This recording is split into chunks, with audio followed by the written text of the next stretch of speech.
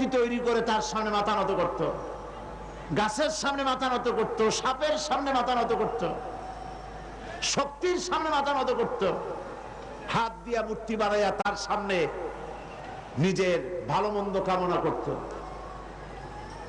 এটা সে করত।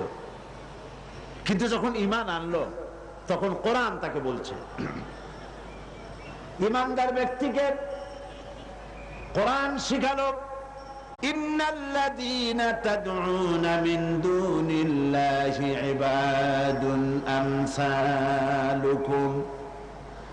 কোরআন মুমিন বান্দাকে শিখালো, আল্লাহ রাব্বুল আলামিনকে বাদ দিয়ে তোমরা যাদের আশ্রয় গ্রহণ করো, যাদেরকে ডাকো, যাদের সাহায্য চাও, ওরা তোমার মতো আমার বান্দা, আমার গোলাম।